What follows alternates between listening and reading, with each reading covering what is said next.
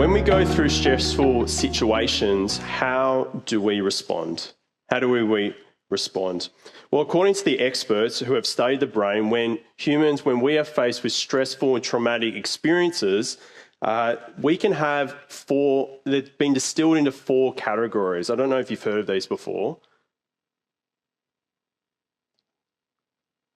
Fight, flight, freeze, or fawn. I don't know if you've heard of these before. So fight, you can kind of guess what that's about. It's about confronting this situation with aggression. That could look like arguing back. It could be standing your ground in an argument. It could be really helpful, I guess, in self-defense, but could be unhelpful in risky or dangerous situations. And then you have flight. So flight is just avoiding the situation, avoiding the threat, withdrawing yourself physically or emotionally. So that could just be like walking out the room, or it could just be avoiding that difficult conversation. We have freeze. It's just essentially that word of being immobile and stuck. It's being unable to react or to speak. I don't know if you've ever faced that when you're facing a real danger, or like facing maybe a snake is coming to bite you. It's a really good response to freeze, to stop. But it's really unhelpful when you're public speaking to freeze. And then we've got fawn. Fawn is that response where it's seeking safety by soothing the threat. So that could look like over-apologizing or agreeing to things that you don't necessarily agree with so you can just avoid the conflict. How do we respond in stressful situations? And it depends, doesn't it? It depends. Sometimes we need to fight. Sometimes we need to be in that flight mode or freeze mode or fawn mode. But I think we all have a default. I don't know what your default is, but for me, my default is I tend towards avoiding conflict or trying to please others. So when I'm faced with that tight deadline, may that be a college assignment, this happens quite often, I either lock myself in or I can procrastinate about it to escape that stress. In my decision making, my wife can absolutely attest to this. I can often just defer to her or defer to others and just let them make the decision, even if it's not what I want. In those stressful moments, whether it's at home, in the workplace, wherever it is, we react instinctively. Fight, flight, freeze, or fawn. And we see in our passage today that Jesus, he experienced deep emotional stress and suffering. The situation is actually almost unbearable for any human to experience. But in the midst of this, as we walk through the story, we will see that Jesus, he remains in control. He remains obedient. And we are left with this question: how does a place of suffering become a place of strength? How does a place of suffering become a place of strength? My hope is that as we answer this, we will also lay our stresses, our burdens, our sufferings upon the one who remains faithful. So let's see where this story leads. Where does it begin? Well, just before Jesus and his disciples, they come off the back of the Passover celebration, and this is a meal that would go on for hours and hours. There'd be lots of food, lots of singing, lots of celebrations. And you can imagine after that they were probably a little bit tired. It's normal. After a big party, you feel quite tired and you want to go and have some rest. But Jesus, he had other plans. He took them to a place he had chosen. The Garden of Gethsemane. It's a garden that was an olive orchard nestled at the foot of the Mount of Olives. And it wasn't a tranquil retreat. It's actually a place where olives that would be crushed for oil, and that would be used for the temple purposes, it would be used for the food, even used for heating and lighting. And the thing is, Jesus could have chosen any other place, couldn't he? He could have gone to Peter's house. He could have gone to Lazarus' house. He could have gone to any disciple's house. Could have even just gone to a quiet place in Jerusalem. But he chose this garden. A stone throws away from where he would face his impending execution. So why here? Well, Jesus, he reveals this to his disciples. Sit here while I pray. Sit here while I pray. He's come to pray. But this was no ordinary prayer time. It was a moment for Jesus of profound spiritual struggle. And then Jesus, he took some of his disciples, Peter, James, and John, deeper and deeper into the garden. And there they start to see this stark transformation occur in Jesus. And remember that these disciples, they had seen Jesus do miraculous things, calm the storms, raise the dead, heal the sick. But now, Jesus, began to be deeply distressed and horrified. They now see emotional Jesus, suffering Jesus. The disciples, and we too, now are seeing the weight of what Jesus is bearing at this time. And just imagine what it would have looked like to the disciples. This is a man you had followed and admired for 3 years. The one who performed miracles, commanded authority, did miraculous things, and is now in deep agony and suffering. And he even tells them that my soul is swallowed up in sorrow, even to the point of death.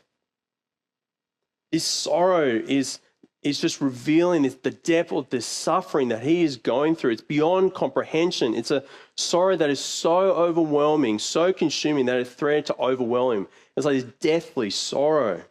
And for the first time, the disciples now saw Jesus in just this deep emotional distress. And I wonder if you were one of the disciples, how might you react if you saw someone you loved and cared for deeply in such agony? Fight, flight, freeze, or fawn? Well, we see how Jesus wants them to respond. Remain here and stay awake. Remain here and stay awake. And then Jesus, he's overwhelmed with grief. He falls to the ground and he cries to his Father these words, Abba, Father, all things are possible for you. Take this cup away from me. Nevertheless, not what I will, but what you will. What is this cup that Jesus speaks of? Well, in the Old Testament, this cup that Jesus speaks about, it represents God's anger over judgment and over humanity's sin. And it's a just anger. It's an anger that's not it's fueled by uncontrolled emotion. It's an anger that's fueled by love for his people in response to humanity's ongoing disobedience and rebelling against him. Imagine it's like a father who deeply loves their child, but feels angry when they blatantly refuse him and disobey him. Every act of disobedience, every injustice, every atrocity throughout all history, that's what's resting upon Jesus' shoulders. Think of it like a giant magnifying glass. A magnifying glass, it can be used by kids or adults. It can be used to magnify things, make things look really close. But I don't know if you've also used a magnifying glass to use and bend the rays of the sun just that perfect point so it can set something on fire. So that's one way you can use it. And now imagine a cosmic magnifying glass, and through which the full force of God's judgment is focused upon a single point, one focal point, one person. Now you can see why Jesus prays if it is possible. Because this moment for Jesus represents the most excruciating experience the Son could ever face. And the relationship between the Father and the Son was experiencing this unspeakable anguish, this suffering that was so intense that in another gospel account, it says that Jesus sweat drops of blood. Yet, even in the agony of this moment, Jesus remains faithful.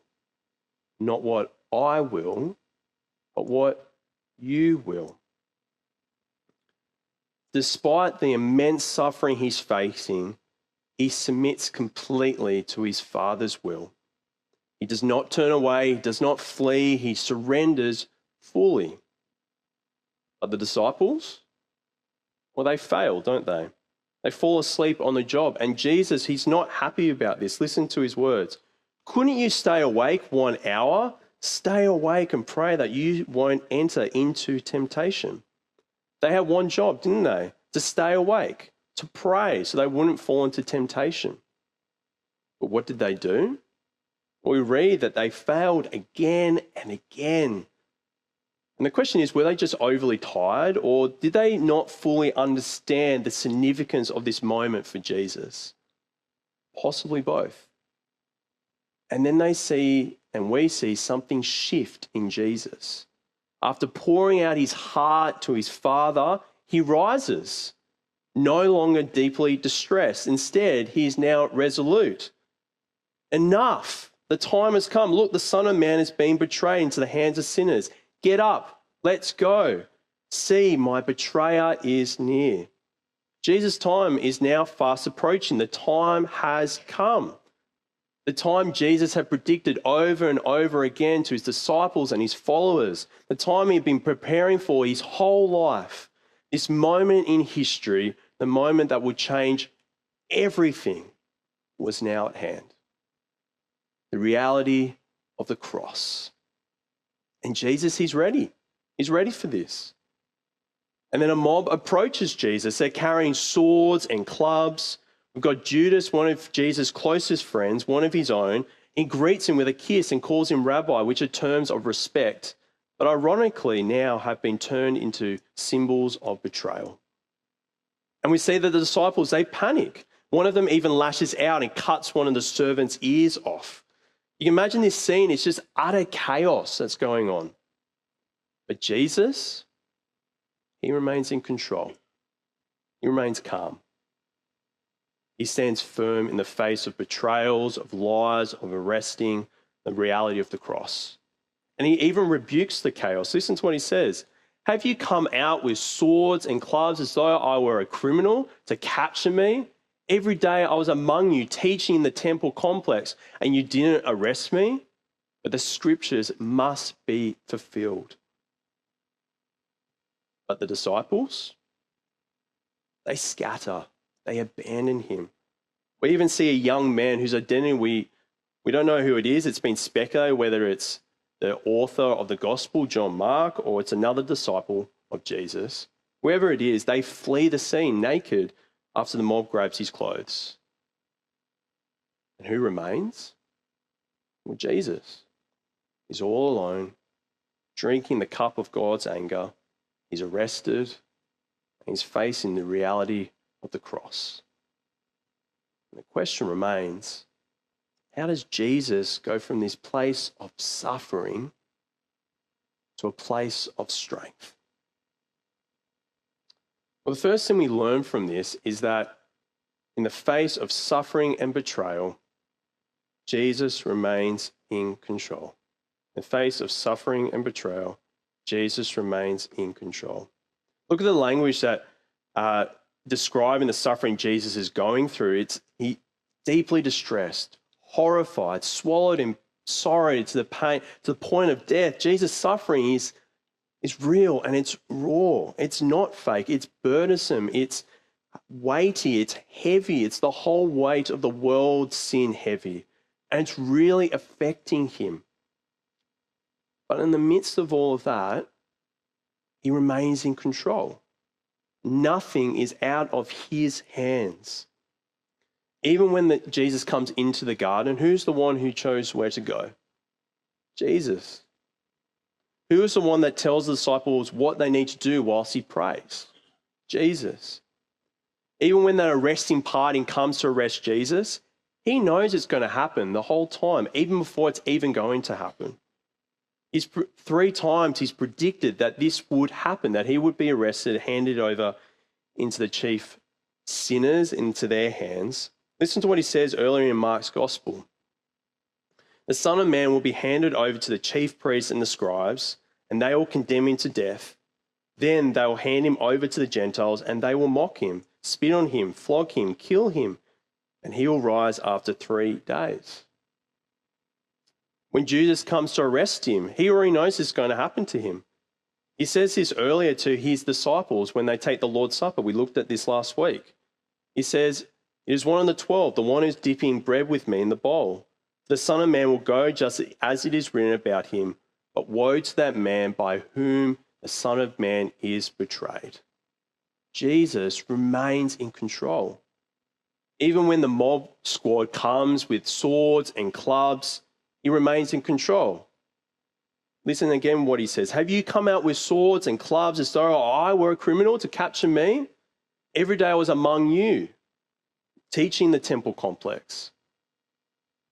And you didn't arrest me? But the scriptures must be fulfilled." What Jesus is pointing out here is that they had every opportunity to come and arrest him, but they didn't. Jesus is saying, "I let you arrest me." He could have let them arrest him earlier. He could have stopped Judas. He could have prayed somewhere else. He could have stopped the arrest from even happening. But he didn't. He remained in control of the whole situation. Even the disciples fleeing and deserting him, he even told the disciples that this would happen. Listen to what he says earlier in Mark 14. "Then Jesus said to them, 'All of you will run away, because it is written, I, God, will strike the shepherd, Jesus, and the sheep will be scattered.'" Even the anonymous man who flees the scene naked is predicted by Jesus. It's not a surprise to him at all. Listen to what he says to his disciples. "When you see the abomination that causes desolation standing where it should not, let the reader understand, then those in Judea must flee to the mountains. A man in the house must not come down or go in to get anything out of his house." And listen to this, "A man in the field must not go back to get his clothes." And so I think in reading commentaries and listening to Mike's sermon a couple of weeks ago, part of what Jesus is speaking about in this passage, it's fulfilled partly in what happens with that man. And what I'm trying to point out here is that Jesus remains in control. He's the director guiding the whole scene. Every aspect, every participant, everything that is happening, nothing is out of his hands. But I want to remind you that it doesn't mean that what Jesus went through wasn't real. It was real.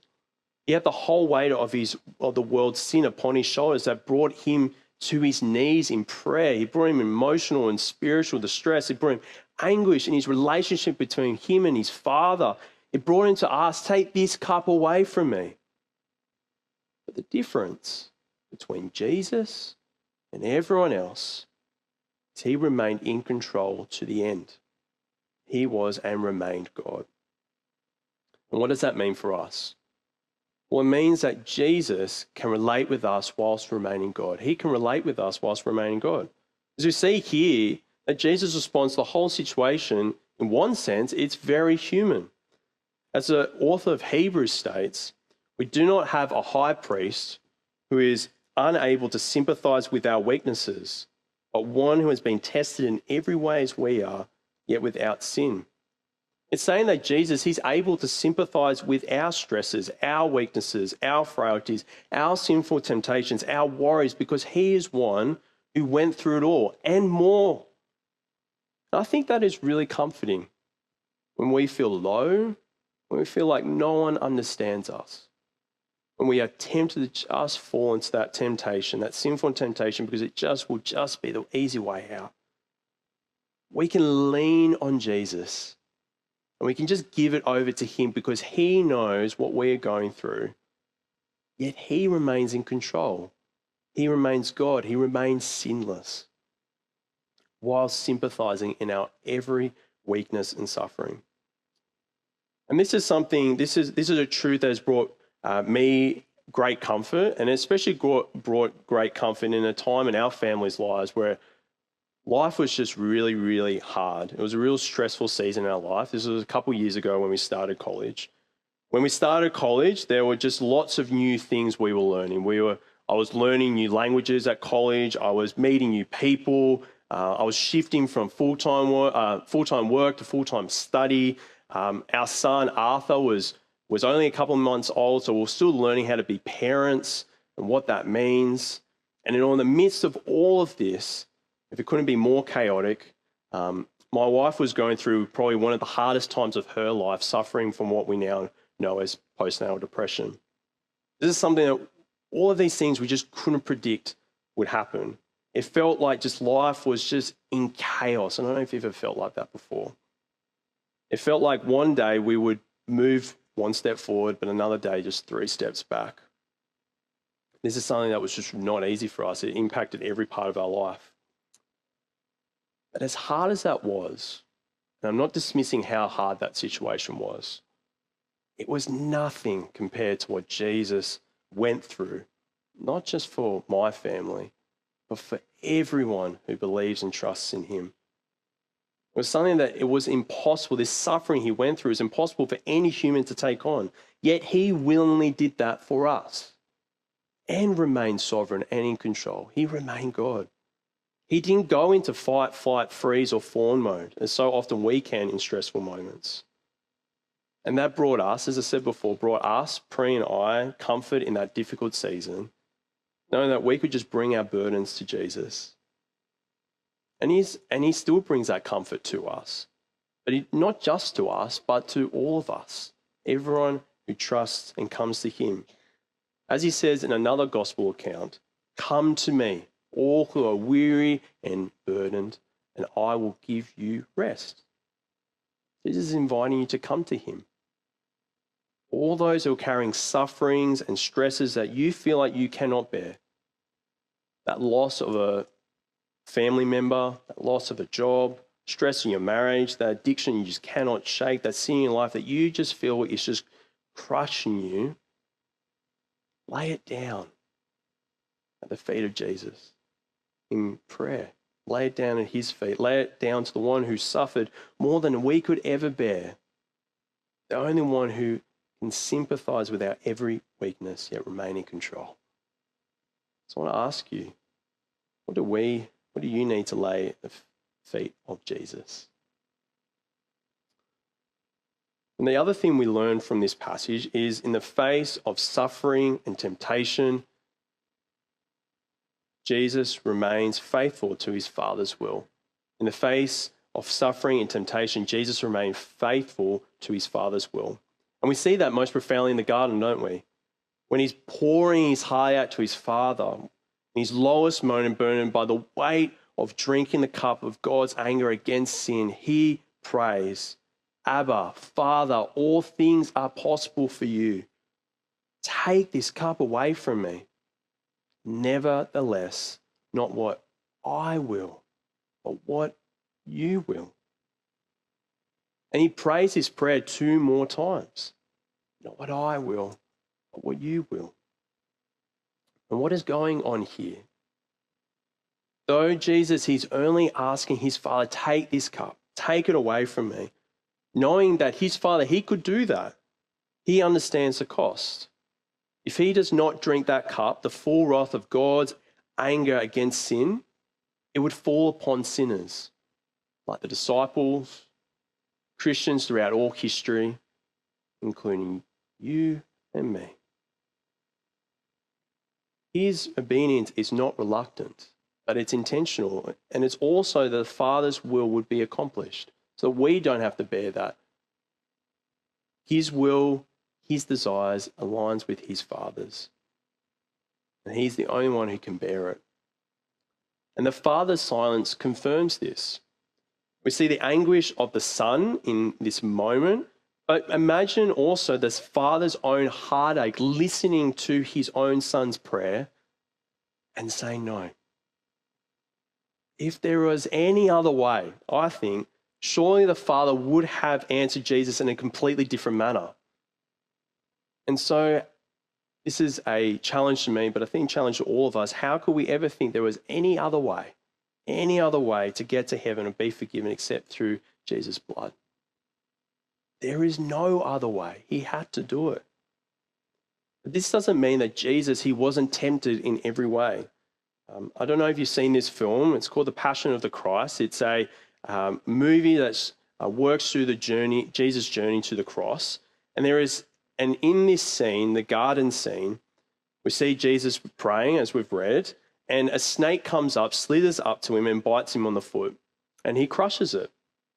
And though this is not in the gospel accounts, this is poetic license, I think it's illustrating this unseen spiritual temptation Jesus is facing in the garden. And how Jesus, however, he withstood it. He crushed the snake. He remained faithful when no one else could. He did not waver even when the ultimate test of obedience came. And that's how Jesus goes from this place of suffering to this place of strength. And this moment recalls another garden, the Garden of Eden at the beginning. And we see in that garden, Adam and Eve, they face temptation with cosmic consequences. But unlike Jesus, they gave in, desiring to be like God. Their faithlessness brought sin and death and God's righteous judgment upon humanity. Sin became their and our master, and death reigned over everything. The contrast is stark, isn't it? Where Adam failed, Jesus, he triumphed. Where Adam was disobedient and that brought separation from God, Jesus' obedience restores us. By Jesus' faithfulness, he reversed the tragedy of the Garden of Eden. And that's what Paul speaks about in his letter to the Romans. When reflecting on this, so then, as though one trespassed, there is condemnation for everyone, so also through one righteous act there is life-giving justification for everyone. Just as through one man's disobedience, Adam, the many were made sinners, so also through one man's obedience, Jesus, the many will be made righteous. What Adam lost, Jesus restored. His obedience offers new life, a freedom, a future free from the bondage of sin. And that's the bigger picture Jesus had in mind in the garden, of bringing salvation and life to all who believe. And so what does that mean for us? It means that his faithfulness, Jesus' faithfulness, overpowers our faithlessness. His faithfulness overpowers our faithlessness. Jesus' righteous act of accepting God's will and facing the cross, it brought life to all who trust in him. He gives life to the faithless, the sinful, the rebellious, to the disciples. He offers this life to the disciples, and he offers this to you and to me. Because like the disciples in the story, we can fall asleep on the job. We can fall asleep to temptation. We can make rash decisions, or we can just run away when life gets hard. And yet, and this is mind-blowing, our faithlessness does not impact his faithfulness. Our faithlessness does not impact his faithfulness. That's so comforting, isn't it? Because when we fall asleep, and we will fall asleep, Jesus, he stays awake. When we make rash decisions, Jesus remains in control. When we run away, Jesus remains faithful. But not only does he counter our faithlessness, he overcomes it. I think this is beautifully captured in that famous hymn, How Deep the Father's Love, which we're going to sing later in our service. And it says this: "It was my sin that held him there until it was accomplished. His dying breath has brought me life, us life. I know that it is finished." Jesus, he bore the whole sins of the world so that we could be set free from sin and be restored to new life. So what would it look like to let Jesus bring that restoration into your life? In that real difficult season in our lives, we needed constant reminders that we weren't alone in this, that we had brothers and sisters around us who loved and cared for us, but most of all, that Jesus, he knew us. He knows all of us better than anyone. And that's why we can lay our burdens upon him in prayer. We can trust that he endured suffering more than we could imagine, because in that he brings us life. Even in our struggles, he brings us new life. It's hope of eternal life. even when we are doubting God is good, even when we're grieving over that relationship or family member we've lost, even when we're feeling the weight of our sinfulness that we just doesn't seem we can beat. It just seems hopeless. As that song we sing here at church, God So Loved, says, we can, because of what Jesus has done, bring all your failures, bring all your addictions, come lay them down at the foot of the cross.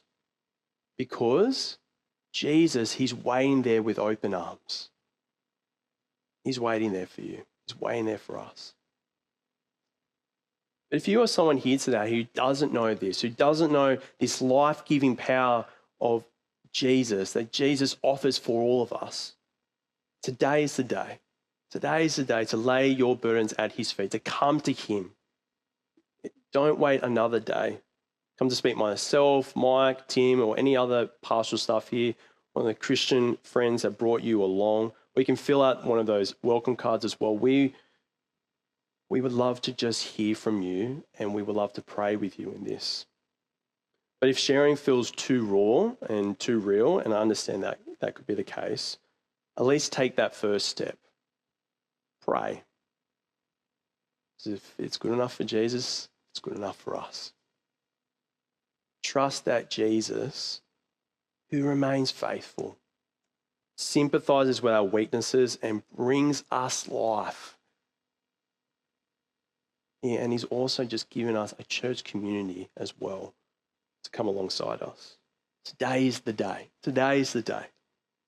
So 10 a.m. service, how will you respond to Jesus' unwavering control and faithfulness in the midst of suffering? How will you respond? Let me pray.